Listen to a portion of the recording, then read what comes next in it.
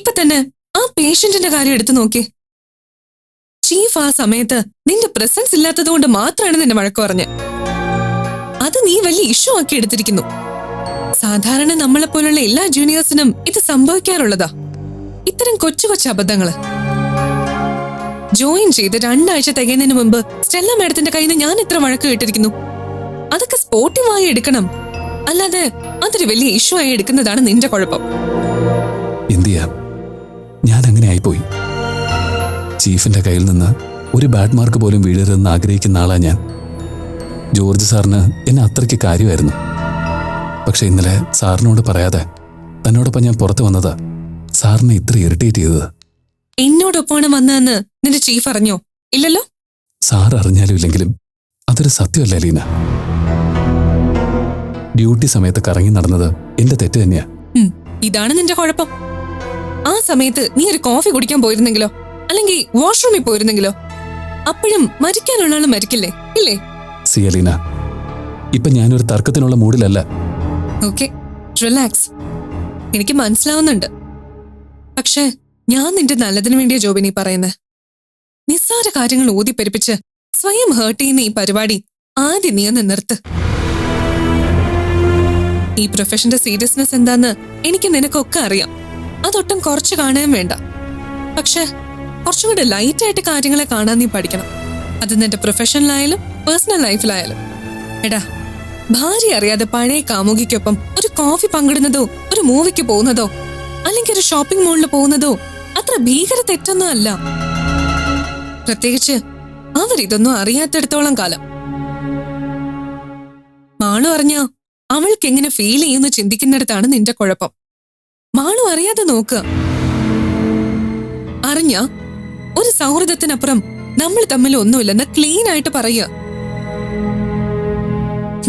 ലോകം മാറിയത് നിനക്കറിയില്ലെങ്കിലും മാളുവിനത് മനസ്സിലാവും. നോക്ക്, ഇപ്പോ മാളുവിന്റെ ഏറ്റവും ബെസ്റ്റ് ഫ്രണ്ട് ആരാ? ഒരു ട്രാൻസ്ജെൻഡർ. ബയോളജിക്കലി ആ കുട്ടി ഇപ്പൊ ഒരു സ്ത്രീയാണെങ്കിലും അതിന്റെ ക്യാരക്ടറിസ്റ്റിക്സ് ഒരു മെയിലിന്റേതാ. മനസ്സുകൊണ്ട് ആണായി നടക്കുന്ന ഒരാളുമായി കൂട്ടുകൂടുന്ന മാളുവിനെ നീ അക്സെപ്റ്റ് ചെയ്തില്ലേ? Then why? പഴയ സ്നേഹിതയോട് അല്പം അടുത്തിടപെടുന്ന, അല്പം ഫണ്ണിയായി പെരുമാറുന്ന ഒരു ഹസ്ബൻഡിനെ മാളുവിനെ എന്തുകൊണ്ട് അഡ്ജസ്റ്റ് ചെയ്തൂടാ? സീമാൻ, ഈ രീതിയിലൊക്കെ ചിന്തിച്ച് തുടങ്ങി ചേർക്കാം. അല്ലെങ്കിൽ വെറുതെ ഓരോന്ന് ആലോചിച്ചു കൂട്ടി നീ നിന്റെ ലൈഫ് സ്പോയിലാക്കും. കം ഓൺ മാൻ, എല്ലാത്തിനെയും കുറച്ചുകൂടെ ഫണ്ണി ആയിട്ട് എടുക്ക്. ജീവിതം ഒന്നേ ഉള്ളടാ, അത് മാക്സിമം എൻജോയ് ചെയ്യേ. അലീന, വേറെ ഏത് അവസരത്തിലാണെങ്കിലും നീ പറഞ്ഞത് ഞാൻ അതിൻ്റെതായ സ്പിരിറ്റിൽ എടുത്തേനെ. പക്ഷെ ഇപ്പൊ ഞാനൊരു കൺഫ്യൂഷനില്ല. എന്ത് കൺഫ്യൂഷൻ? ആ പേഷ്യന്റിന്റെ കാര്യം ഓർത്തിട്ടാണെങ്കിൽ അതിന് കൺഫ്യൂഷന്റെ ആശങ്കയുടെ ഒന്നും ഒരു ആവശ്യമില്ല. B cool man. ആദ്യം താൻ അതിൽ നിരപരാധിയാണെന്ന് സ്വയം വിശ്വസിക്ക്. എന്നാലേ മറ്റുള്ളവർക്ക് നിന്റെ ഇന്നസെൻസ് ബോധ്യാകൂ. ഡോക്ടർ, ചീഫ് വിളിക്കുന്നുണ്ട്.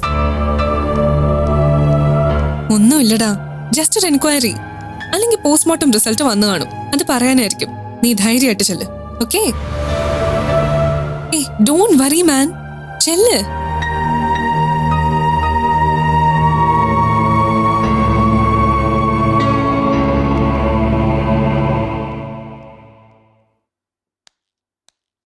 Excuse me doctor. ആ, താനോ? വാ, ഇരിക്കേ. വേണ്ട സാർ, ഞാനിവിടെ നിന്നോളാം. സാറ് വിളിച്ചു എന്ന് പറഞ്ഞു. ആ, വിളിച്ചു. ആ ദേവരാജന്റെ പോസ്റ്റ്മോർട്ടം റിപ്പോർട്ട് വന്നിട്ടുണ്ട്. തലനാരിഴയ്ക്ക് താൻ രക്ഷപ്പെട്ടെന്ന് കൂട്ടിയാൽ മതി. Cause of death severe cardiac അറ്റാക്കാ. അൺനാച്ചുറൽ ഫൈൻഡിങ്സ് ഒന്നും റിപ്പോർട്ടിലില്ല. God's grace. Thank you sir. ഇന്നലെ ഞാൻ തന്നോട് അല്പം റാഷായിട്ട് പെരുമാറി. തന്നെ പോലൊരാളുടെ ഭാഗത്തു നിന്ന് ഇത്രയും ഇറസ്പോൺസിബിൾ ആയിട്ടുള്ള ഒരു കാര്യം ഉണ്ടായി എന്നുള്ളത് എന്നെ വല്ലാതെ നിരാശപ്പെടുത്തി. അതുകൊണ്ടാണ് ഞാൻ അങ്ങനെയൊക്കെ പറഞ്ഞത്. ഇത്തരം ഇൻസിഡൻസ് ഇനി ഉണ്ടാകാതെ എപ്പോഴും അലർട്ടായിരിക്കണം.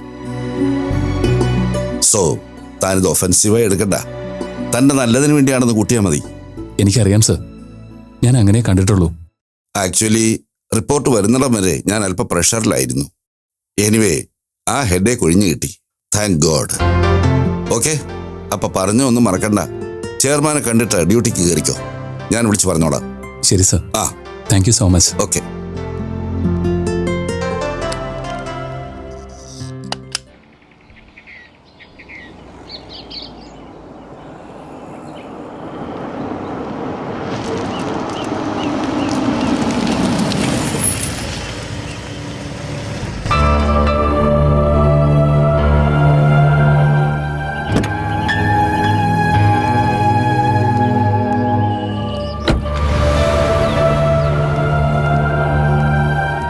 എന്താ അപ്പു, എന്താ അത്യാവശ്യമായിട്ട് കാണണമെന്ന് പറഞ്ഞേ? അങ്കിള് എവിടെ ധൃതി വെച്ച് പോവായിരുന്നു തോന്നുന്നു. അങ്കിള് ബിസിയാണോ? ഞാൻ വിളിച്ചത് ബുദ്ധിമുട്ടായോ? ഏയ്, എന്ത് ബുദ്ധിമുട്ട്? അല്ല, എന്താ ഈ വഴി വെച്ച് കാണണമെന്ന് പറഞ്ഞേ? നിനക്ക് വീട്ടിലേക്ക് വരായിരുന്നില്ലേ? നമുക്ക് അവിടെ ഇരുന്ന് സംസാരിക്കാമായിരുന്നല്ലോ. വേണ്ട അങ്കിൾ, അവിടെ ഇരുന്ന് സംസാരിക്കാൻ പറ്റിയ ഒരു വിഷയമല്ല ഇത്. എന്താ അപ്പു, എന്താ പ്രശ്നം? പ്രശ്നം അല്പം സീരിയസ് അങ്കിൾ. ഇന്നലെ മാള് വീട്ടിൽ വന്ന സമയത്ത് അവൾ എന്നെ നിർബന്ധിച്ച് പുറത്തു കൊണ്ടുവരുന്നു. അതെ, മാള് പറഞ്ഞതിനോട്. വഴി വെച്ച് അയാളെ ഞങ്ങൾ കണ്ടിരുന്നു. ആ ഫിലിപ്പോസിനെയല്ലേ? അയാൾ നിങ്ങളെ കളിയാക്കിയ കാര്യം മാളു എന്നോട് പറഞ്ഞു. അപ്പോ അതൊരു വെറും പരിഹസിക്കലായിട്ട് തോന്നിയെങ്കിലും പിന്നീട് പല കാര്യങ്ങളും അതോട് ചേർത്ത് വെച്ച് വായിച്ചപ്പോ ആ പറഞ്ഞതിൽ എന്തൊക്കെയോ ദുരൂഹതകളുള്ളതായി എനിക്ക് തോന്നി. ദുരൂഹതകളോ? അപ്പോൾ എന്താ അങ്ങനെ തോന്നാൻ? അയാളുടെ മോൻ സാംകുട്ടിയുടെ ഒരു ക്യാരക്ടർ എനിക്ക് നേരത്തെ അറിയാവുന്നതുകൊണ്ട് ഫിലിപ്പോസിന്റെ ഈ പറച്ചിലിനെ കണക്ട് ചെയ്ത് ആലോചിക്കാൻ എനിക്ക് തോന്നിയത്. സാംകുട്ടി എപ്പോഴും പിന്നിൽ നിന്ന് കളിക്കുന്ന ഒരാളായിരുന്നു. അരുൺ ഭാസ്കറിനെ പോലൊരാളെ മുന്നിൽ നിർത്തിയിട്ടായിരുന്നു അയാളുടെ ഓപ്പറേഷൻ മുഴുവൻ. ഫിലിപ്പോസ് അവന്റെ അപ്പനാവുമ്പോ അതേ നമ്പർ തന്നെ അയാളും പ്രയോഗിച്ചുകൂടാന്നില്ലല്ലോ. അപ്പോൾ എന്താ തോന്നുന്നത്? അത് തുറന്നു പറ. ആദ്യം ഫിലിപ്പോസ് അങ്കിളിനെ വന്ന് കണ്ടു. അങ്കിൾ അടുക്കുന്നില്ലെന്ന് കണ്ടപ്പോ നേരിട്ട് വീട്ടിൽ വന്ന് മാളൂനെ അടക്കം എല്ലാവരെയും ഭീഷണിപ്പെടുത്തി. ഇതേ നിലപാട് അയാൾ ജോബിൻ ഡോക്ടറെ അടുത്തും നന്ദൻ സാറിന്റെ അടുത്തും ആവർത്തിച്ചു. ഇന്നലെ അയാൾ ഞങ്ങളെ കണ്ട് സംസാരിച്ചത് അതിന്റെ ഒരു ഫൈനൽ വേർഷനായിട്ടാണ് എനിക്ക് തോന്നിയത്. അയാളുടെ ബോഡി ലാംഗ്വേജിൽ അയാൾ ഉദ്ദേശിച്ച കാര്യം നേടിയെടുത്തൊരു സന്തോഷം ഉണ്ടായിരുന്നു. അങ്ങനെ നോക്കുമ്പോ ആതിരയ്ക്ക് നന്ദൻ സാറിന് സംഭവിച്ചത് സ്വാഭാവികമായ ഒരു ആക്സിഡന്റ് അല്ലെന്ന് എനിക്ക് തോന്നുന്നു. അങ്കിളിന് എന്ത് തോന്നുന്നു? അപ്പു പറഞ്ഞു വെച്ച് നോക്കുമ്പോ അങ്ങനെ സംശയിക്കുന്നതിലും തെറ്റില്ല. മാളുവിന്റെയും ജോബിന്റെയും കാര്യം ഓർത്ത് ഞാൻ ആ കേസിൽ സൈലന്റ് ആയത്. പക്ഷേ നന്ദൻ അയാളെ നന്നായി പ്രൊവോക്ക് ചെയ്യുന്ന എനിക്ക് മനസ്സിലായത്. ആ രീതി വെച്ച് നോക്കുമ്പോ അതെ അങ്കിൾ, ഞാനും ബലമായി സംശയിക്കുന്നത് അങ്ങനെ തന്നെയാ. അത് മാത്രമല്ല, സാംകുട്ടിയുടെയും അരുണിന്റെയും ബെയിൽ ആപ്ലിക്കേഷൻ കോടതി പരിഗണിക്കാനിരുന്നതിന്റെ തലേന്ന് നന്ദൻ സാറിനും ആതിരയ്ക്കും ആക്സിഡന്റ് സംഭവിക്കുന്നത്. അതിനർത്ഥം കോടതിയിൽ എത്താതിരിക്കാൻ വേണ്ടി നന്ദൻ സാറിനെ അയാൾ ഫോക്കസ് ചെയ്തിരുന്നു എന്ന് തന്നെയാ. ഒരുപക്ഷെ നന്ദൻ സാറിനെ മാത്രം അപകടത്തിലാക്കാനായിരിക്കും അയാൾ ഉദ്ദേശിച്ചത്. പക്ഷേ കഷ്ടകാലത്തിന് അന്ന് നന്ദൻ സാറിനൊപ്പം ആതിരയുണ്ടായിരുന്നു. കൂട്ടത്തിൽ ഒരാൾ കൂടി അപകടപ്പെട്ടാലും താൻ വിചാരിച്ചെടുത്ത് കാര്യങ്ങൾ എത്തണമെന്ന് അയാൾക്ക് നിർബന്ധം ഉണ്ടായിരുന്നെങ്കിലോ? അങ്ങനെ നോക്കുമ്പോ അപ്പുവിന്റെ സംശയം ശരിയാ. നമുക്ക് ഈ അപകടം നടന്ന സ്പോട്ടിലും ഏത് വാഹനമാണ് നന്ദൻ സാറിന്റെ കാറിനെ അപകടപ്പെടുത്തിയതെന്നും അന്വേഷിക്കണം. ലോക്കൽ പോലീസിൽ അന്വേഷിച്ചാൽ അതിന്റെ ഡീറ്റെയിൽസ് കിട്ടില്ലേ? യെസ്, അത് നമുക്ക് അന്വേഷിക്കാവുന്നതേ ഉള്ളൂ. അപകടം ഉണ്ടാക്കിയ വണ്ടിയുടെ നമ്പർ ട്രേസ് ചെയ്താ അതിന്റെ ഓണർഷിപ്പ് ആരുടെ പേരിലാണെന്നറിയാലോ. ഉടമയ്ക്ക് ഫിലിപ്പോസുമായി നേരിട്ടോ അല്ലാതെയോ എന്തെങ്കിലും തരത്തിലുള്ള ബന്ധമുണ്ടെന്ന് കണ്ടെത്തിയ അത് നമ്മുടെ സംശയത്തിലേക്ക് ഒരു ലീഡാവില്ല അങ്കിൾ? ഉറപ്പായിട്ടും.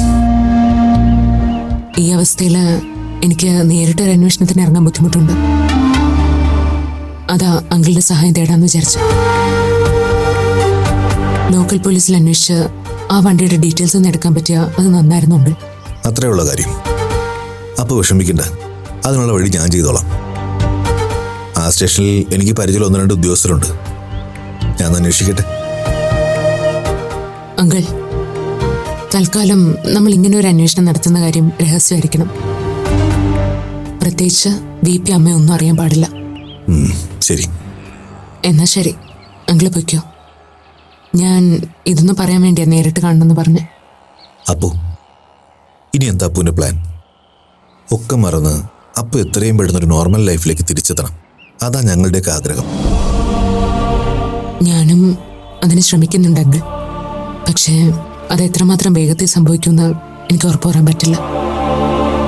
ഞാൻ ശ്രമിക്കാം അങ്കിൾ. പോട്ടെ. ശരി.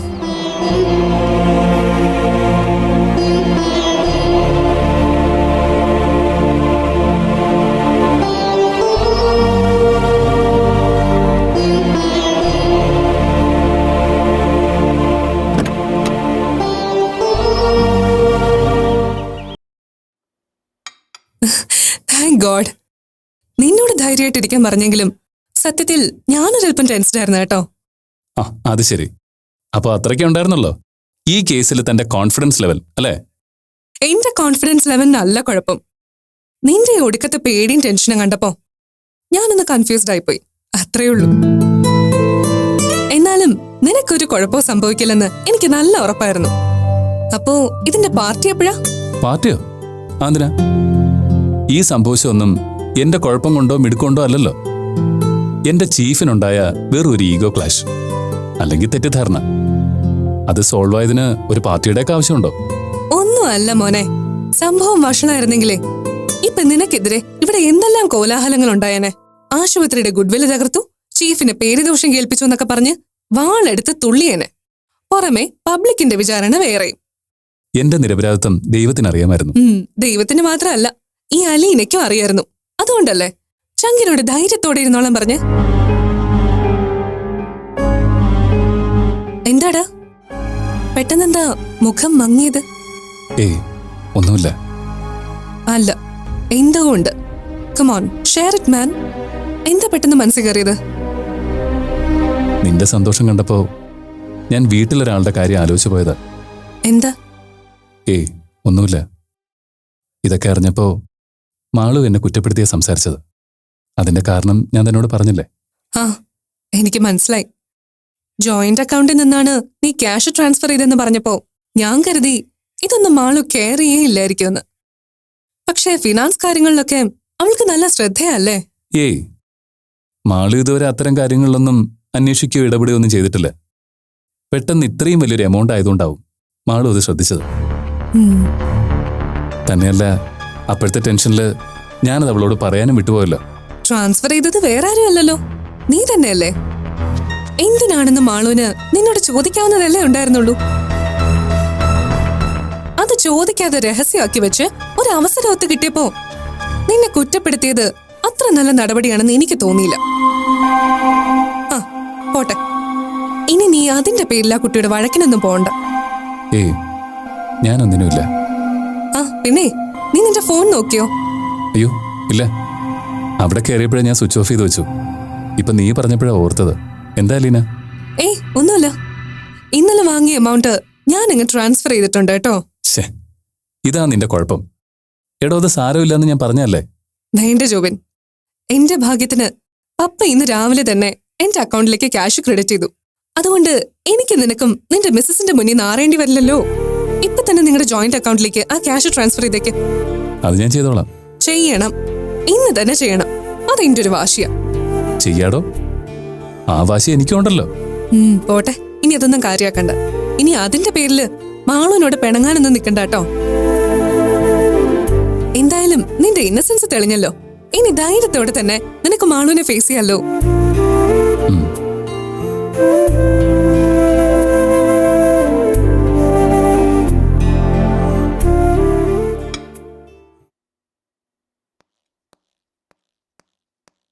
ഇത്തിരി വെള്ളം കിടത്തെ.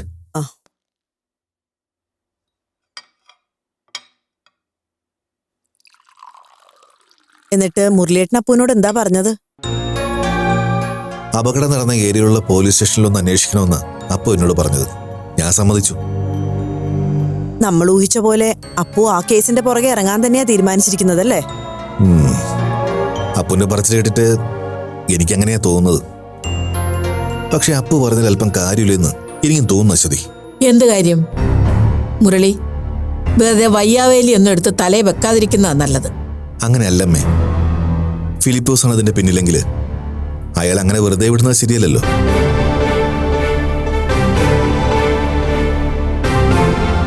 അയാൾ ഇല്ലാതാക്കിയത് ആതിരയുടെ ജീവിതം മാത്രമല്ലല്ലോ, അപ്പുവിന്റെയും നന്ദന്റെയും ഒക്കെ ജീവിതം കൂടിയല്ലേ. അങ്ങനെ ഒരു ക്രൂരത അയാൾ ചെയ്തിട്ടുണ്ടെങ്കിൽ അതിനുള്ള ശിക്ഷ അയാൾ അനുഭവിക്കുക തന്നെ വേണമെന്ന എന്റെ അഭിപ്രായം. ശിക്ഷിക്കാനും രക്ഷിക്കാനും ഒക്കെ നമ്മൾ ആരാ മുരളി? അതൊക്കെ ദൈവം തമ്പുരാന്റെ തീരുമാനങ്ങളാ. ഇനിയിപ്പൊ തിരക്കി അന്വേഷിച്ചും പുറകെ പോയി അയാളുടെ ശത്രുത കൂടെ പിടിച്ചു പറ്റണോ?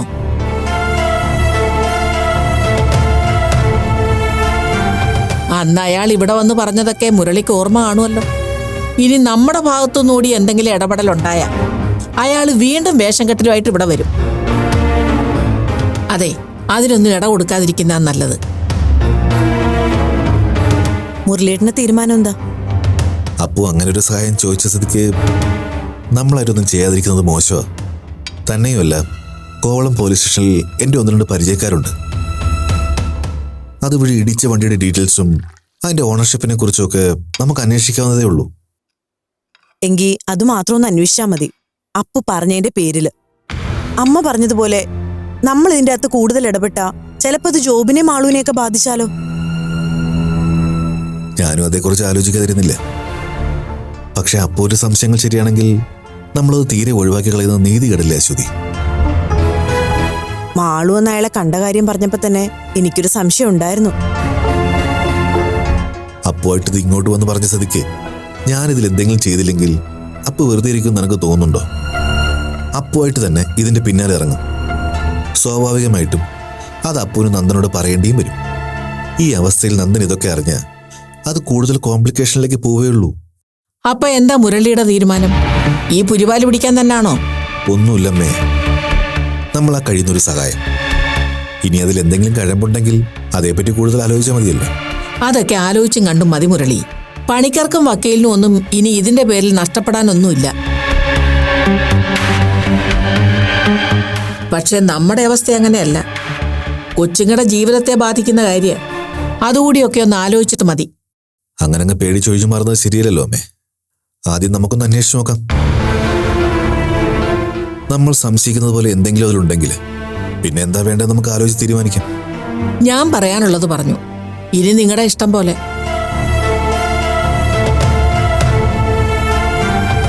ഇനി ഈ കാര്യമൊന്നും ഇപ്പൊ നീ മാളിനോടും ജോബിനോടും പറയാൻ നിൽക്കണ്ട. അപ്പോൾ അത് പ്രത്യേകം പറഞ്ഞിട്ടുണ്ട്. ഇന്ന് വൈകിട്ട് സ്റ്റേഷനിൽ SI കാണണമെന്ന് പറഞ്ഞിട്ടുണ്ട്. അയാളെ കൂടെ കണ്ടേ ഞാൻ വരൂ. ശരി.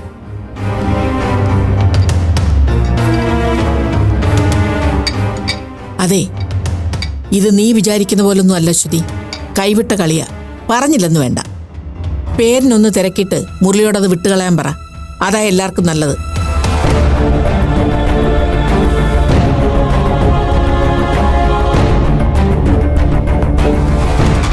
BP വിഷമിക്കാതെ. ഇതിലും വലിയ പ്രശ്നങ്ങളൊക്കെ ഓവർകം ചെയ്ത കുട്ടിയല്ലേ അപ്പു. ആ ഒരു മനസ്സുറപ്പ് അപ്പോൾ ഈ കാര്യത്തിലും ഉണ്ടാവണമല്ലോ. പക്ഷെ മുരളി, ഇതുവരെ അപ്പു അഭിമുഖീകരിച്ച പ്രശ്നങ്ങൾ പോലെ അല്ലല്ലോ ഈ ദുരന്തം. മനസ്സിനിണങ്ങിയ ഒരു ജീവിത പങ്കാളിയെ, അതും അപ്പുവിൻ്റെ അതേ കമ്മ്യൂണിറ്റിയിലുള്ളൊരു കുട്ടി. എല്ലാ അർത്ഥത്തിലും അപ്പുവിന് യോജിച്ചൊരു പേരായിരുന്നു ആതിര. അങ്ങനെ ഒരാളെ കയ്യെത്തും ദൂരത്ത് നഷ്ടപ്പെടുക എന്ന് പറഞ്ഞാൽ അതൊരിക്കലും ഒന്നുകൊണ്ട് സബ്സ്റ്റിറ്റ്യൂട്ട് ചെയ്യാവുന്നൊരു നഷ്ടമല്ല. BP പറഞ്ഞത് ശരിയാ. ആതിരയുടേത് പകരം വെക്കാനാവാത്ത നഷ്ടം തന്നെയാ അപ്പുവിനെ സംബന്ധിച്ച്. ഞാനും അശ്വതിയൊക്കെ ആ കുട്ടിയെ നേരത്തെ കണ്ടിട്ടുണ്ടായിരുന്നു. അപ്പുവും ആ കുട്ടിയും തമ്മിൽ ഇങ്ങനൊരു അലയൻസിന്റെ കാര്യം ആലോചിക്കുന്നുണ്ടെന്ന് ഡേസിയാണ് ഞങ്ങളോട് പറഞ്ഞത്. BPക്കും അവളെ വലിയ ഇഷ്ടമായിരുന്നു. BPയുടെ നിർബന്ധത്തിന് വഴങ്ങിയ നന്ദൻ ആതിരയെ 1-2 ദിവസം അവിടെ താമസിപ്പിക്കാൻ തയ്യാറായതും. ഇന്ന് ഗീത ആ കാര്യം സൂചിപ്പിച്ചിരുന്നു.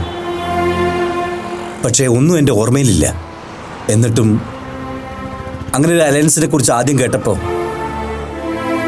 എന്തുകൊണ്ടാണ് എനിക്കതിനോട് പൊരുത്തപ്പെടാൻ പറ്റാതെ പോയതെന്ന് ഞാൻ ആലോചിക്കുകയായിരുന്നു. ഒരു കാലത്തും നമുക്ക് പിടിതരാത്ത ഒന്നാണ് ഈ മനസ്സെന്ന് പറയുന്നത്.